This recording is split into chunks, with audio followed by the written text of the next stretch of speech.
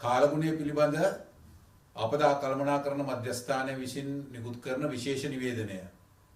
කාලගුණ විද්‍යා දෙපාර්තමේන්තුව පූර්වකථනය කර පරිදි දිවයිනේ ගිනිකොන දෙසින් පිහිටි අඩු පීඩන කලාපය පීඩන අවපාතයක් දක්වා වර්ධනය වෙමින් පවතින බව නිරීක්ෂණය කර ඇත. මෙම තත්ත්වය ඉදිරි පැය 12ක කාලය තුලදී ගැඹුරු පීඩන අවපාතයක් ලෙස වර්ධනය වී දිවයිනේ නැගෙනහිර වෙරළ දෙසට ගමන් කිරීමට ඉඩකඩ ඇති බව නිරීක්ෂණය කර ඇත. එවැනි තත්ත්වයක් ඇතිවහොත් කාලගුණ විද්‍යා දෙපාර්තමේන්තුව පූර්වකථනය කර පරිදිම උතුරමැද නැගෙනහිර සබරගමුව බස්නාහිර දකුණ ඌව වයඹ මධ්‍යම යන ප්‍රදේශවලට තදවැසි ඇතිවීමට ඉඩකඩ පවතින බව නිරීක්ෂණය කර ඇත. ඒ අනුව උතුරු පළාතෙන් මුලතිව් යාපනය වවුනියාව මන්නාරම කිලිනොච්චි ප්‍රදේශවලට මිලිමීටර් 75 100ත් අතර වැසි ලැබිය හැකි බව උපකල්පනය කර ඇත. එසේම උතුරු මැද අනුරාධපුර පොළොන්නරුව ප්‍රදේශවලට මිලිමීටර් 50ත් 75ත් අතර වර්ෂාපතනයක් පතිත විය හැකි බව පූර්වකථනය කර ඇත.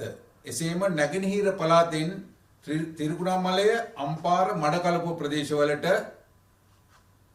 ගිගුරුම් සහිත වැසි හෝ මිලිමීටර් 100කට වඩා වැඩි වර්ෂාපතනයක් ඇති විය හැකි බව නිරීක්ෂණය කර ඇත. එසේම සබරගමුව ප්‍රදේශයෙන් රත්නපුර කෑගල්ල ප්‍රදේශයට රාත්‍රී කාලයේ ගිගුරුම් සහිත වැසි ඇති විය හැකි බව පූර්වකථනය කර ඇත. ඒ වගේම බස්නාහිර පළාතෙන් කොළඹ කළුතර ගම්පහ ප්‍රදේශවලට සවස් කාලයේ හෝ රාත්‍රී කාලයේ ගිගුරුම් සහිත වැසි ඇති විය හැකි බවට නිරීක්ෂණය කර ඇත. දකුණු පළාතෙන් ගාල්ල මාතර හම්බන්තොට දිස්ත්‍රික්කවලටද සවස් කාලයේ හෝ රාත්‍රී කාලයේ ගිගුරුම් සහිත වැසි ඇති විය හැකි බව පූර්වකථනය කර ඇත.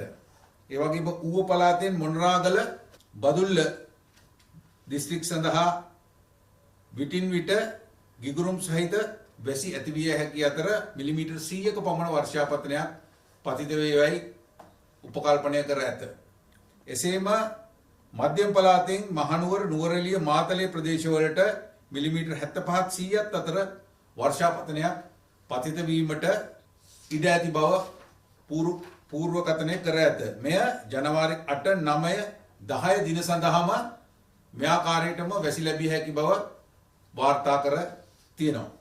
ඒ වගේම වාරිමාර්ග දෙපාර්තමේන්තුවට අනුව දැනට වාරිමාර්ග දෙපාර්තමේන්තුව විසින් කළමනාකරණය කරන ජලාශවල සහ වැව් අමුණුවල ජලය 80%ටත් 90%ටත් අතර ප්‍රමාණයේ පවතින අතර අම්පාර මඩකලපුව ත්‍රිකුණාමලය පොළොන්නරුව අනුරාධපුර වවුනියා සහ යාපනය නගරවල ගංගා ද්‍රෝණි සහ පහත් බිම් වලට ගම් වතුර තත්ත්වයක් ඇතිවීමේ අවදානමක් ඇති බව පූර්වකථනය කර ඇත.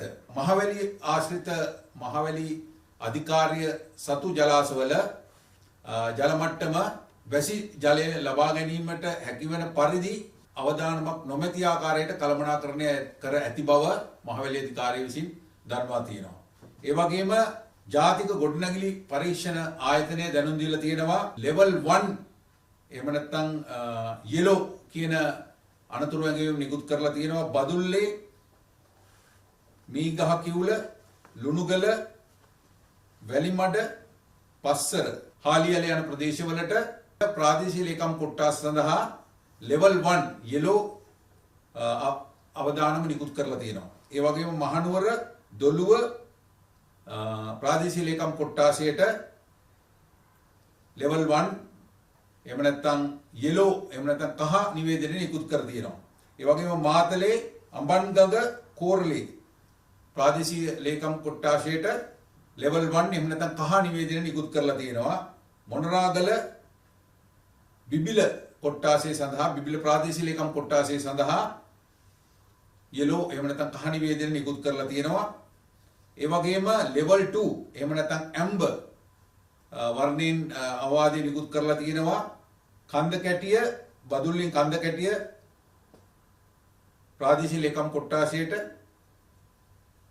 මාතලේ විල්ගමුව ප්‍රාදේශීය ලේකම් කොට්ටාශ ප්‍රදේශයට, ඒ වගේම නුවරඑළියෙන් මතුරට සහ හඟුරන්කෙත ප්‍රාදේශීය ලේකම් කොට්ටාශ සඳහා level 2 ඇම්බර් අවවාදය නිකුත් කරලා තියෙනවා. ඒ වගේම රතු නිවේදන නිකුත් කරලා තියෙනවා මහනුවර උඩුදුම්බර ප්‍රාදේශීය ලේකම් කොට්ටාසේ බල ප්‍රදේශයට, ඒ වගේම නුවරඑළිය නිල්දණ්ඩාහයන වලපෙණිය යන ප්‍රාදේශීය ලේකම් කොට්ටාස සඳහා රතු නිවේදන නිකුත් කරලා තියෙනවා.